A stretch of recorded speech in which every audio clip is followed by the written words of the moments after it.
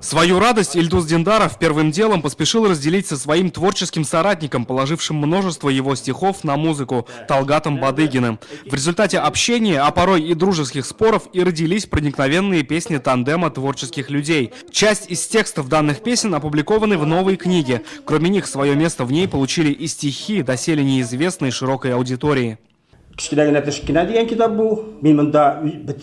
«Мал золотник, да дорог», так бы я назвал эту книгу. Ее я наполнил сливками стихов, написанных в последние годы. Что касается названия книги, я бы сказал, что оно говорит о наших земляках, о бабушках, с трудом предоставляющих государству хлеб в военные годы, и о наших дедах, погибших на войне. Кроме данных тем, раскрывающихся в книге, здесь и наш язык, и его судьба, и размышления о том, сохранимся ли мы как народ. В этой книге мое видение этих явлений. Книга состоит из двух частей.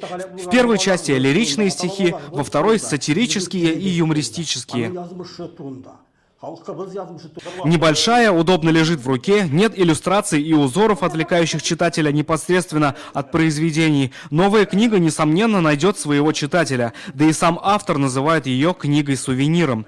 Ее выпуск был предварительно включен в план Кабинета министров Республики Татарстан, после чего собрание произведений было выпущено тиражом в 1000 экземпляров.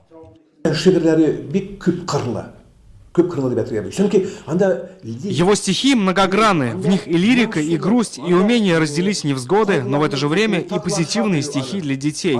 Автор успевает замечать все аспекты, любит природу, ведь сам родом из деревни, поэтому о ней он может писать, не выезжая туда. Его душа полна идей, поэтому он торопится реализовывать их как можно скорее.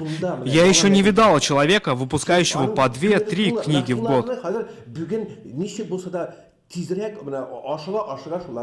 К сегодняшнему дню вышли в свет порядка 10 книг Ильдуса Диндарова, 3 из которых – плоды творчества нынешнего года.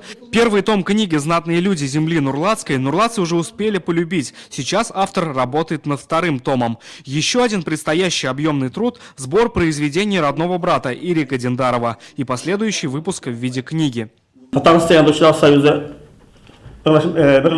Я нашел архив моего братишки Ирика Диндарова. Он был членом Союза писателей Татарстана, его рассказы печатались, а работал на КамАЗе. Покопавшись в архиве и найдя невыпущенные произведения, я отправил их в татарстанское книжное издательство и выпустил их в виде книги.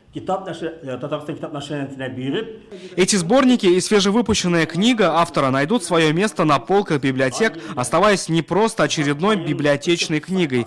Для людей, истосковавших по атмосфере родной земли, мечтающих ступить на ее зеленую траву, этот плод творческого труда в состоянии подавить грусть и выступить в роли лекарства от тоски по родному краю.